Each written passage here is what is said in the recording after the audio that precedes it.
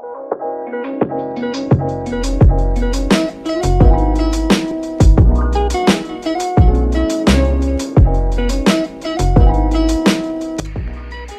siang hari, pukul 1 siang, Salma mengalami kesakitan.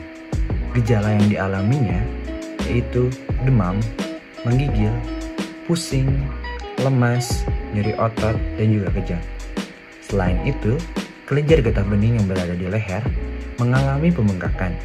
Bahkan, kelenjar tersebut mengalami pembengkakan sampai dengan sebesar telur ayam, terasa padat, dan nyeri bila disentuh. Oleh karena itu, Salma kebingungan penyakit apa sih yang menyerangnya. Nah, sebelumnya Salma ini sempat berkontak langsung dengan kucing yang mengalami luka terbuka di kulit. Oleh karena itu, Salma langsung menghubungi Nabila yang menjadi teman dekatnya dan juga menjadi seorang pest control consultant.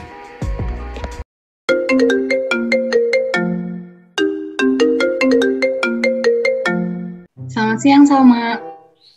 Selamat siang, Bill. Aduh, kayaknya gejala kamu udah cukup parah ya. Kira-kira gejala apa aja sih yang udah kamu rasain?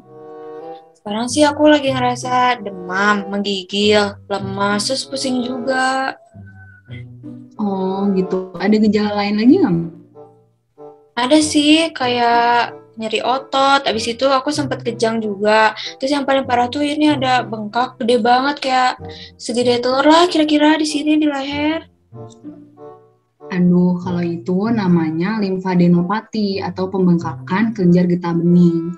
Nah, sebelumnya kamu pernah kontak langsung sama hewan yang mengalami luka terbuka gitu di kulitnya nggak?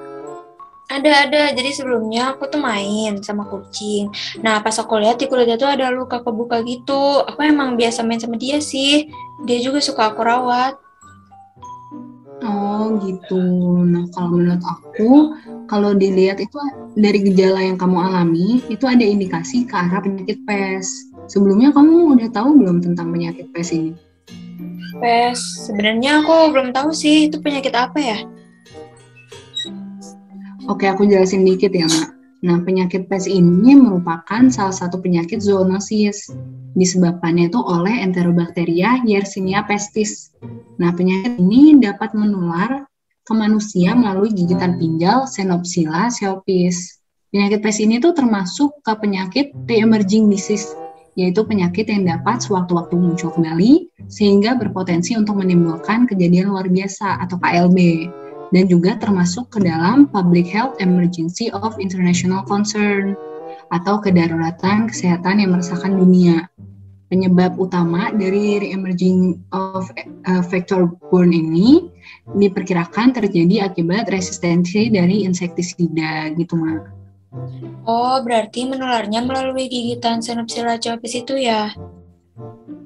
Terus kenapa aku bisa kena? Kan setahu aku ya, itu tuh adanya di tikus gitu. Nah, sebenarnya orang tuh bisa terkena bakteri Yersinia pestis ini melalui beberapa cara, Mak. Yang pertama ada gigitan acak hewan yang terinfeksi, bisa juga dari gigitan kutu yang sebelumnya meminum darah hewan terinfeksi, dan bisa juga melalui kontak langsung dengan darah hewan yang terinfeksi, terutama jika ada luka terbuka seperti yang kamu jelasin tadi, Mak. Oh gitu ya. Nah, kan sekarang aku udah kena. Terus aku harus gimana? Harus ngapain gitu penanganannya? Soalnya ini kalau didiamin tuh tambah parah gitu, Bill. Apalagi yang bengkaknya itu ngeganggu banget. Gini Mak, kalau saran dari aku buat penanganan penyakit PES ini membutuhkan perawatan inap di rumah sakit. Nanti dokter bakal ngeresepin antibiotik untuk membunuh bakterinya, serta obat-obatan lain sesuai dengan tanda dan gejala yang kamu alami. Oh, berarti aku harus cepet-cepet ke rumah sakit ya. Tapi kucing aku nasibnya gimana ya? Apa ada penanganannya? Soalnya takut menginfeksi orang lain juga. Nah, kalau buat penanganan hama Xenopsila shelpisnya bisa menggunakan metode dusting, Mak. Nah, dusting ini tuh metode pengendalian vektor menggunakan bubuk insektisida pada tempat-tempat yang diduga sebagai jalan tikus atau runway untuk sarang inang reservoir gitu. Oh, jadi metode dusting itu untuk membasmi Xenopsila shelpis itu ya, atau pinjal tikus. Tujuannya Iya, untuk benar. mengurangi populasinya. Iya, betul benar, Mak. Kalau tujuan utama pengendalian pinjal ini adalah menurunkan populasi pinjalnya dan juga mengurangi kontak gigitan dari pinjal. Upaya pengendalian vektornya juga dilakukan agar dapat mencegah penularan pes antar rodensia atau dari rodensia ke manusia. Dan program utama penanggulangan pes ini lebih ditekankan pada pengendalian vektor, yaitu pinjal tikus atau Xenopsila chaopis tadi, dengan menggunakan insektisida serta pengendalian rodensia sebagai inang dari pinjal vektor pes ini. Oke deh Bil, makasih banyak ya. Aku jadi tahu gitu tentang pes ini. Ya udah, aku mau itu ya ke rumah sakit dulu. Oke, Mas, sama-sama. Semoga cepat sembuh ya, Mak. Ya, makasih. Ya. Setelah menghubungi Nabila, Salma pun langsung bergegas pergi ke rumah sakit untuk melakukan pemeriksaan dan perawatan lebih lanjut oleh dokter.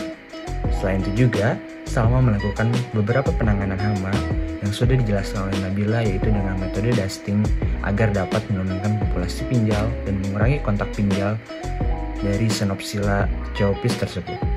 Nah, setelah 1 minggu kemudian, Salma pun kembali sehat karena sudah diberikan beberapa obat antibiotik untuk membunuh bakteri dalam tubuhnya tersebut, dan juga lingkungan dari rumah Salma pun terhindar dari hama tersebut karena telah melakukan beberapa saran penanganan hama yang diberikan oleh Nabila. Dan semuanya pun kembali seperti normal, seperti sedia kala.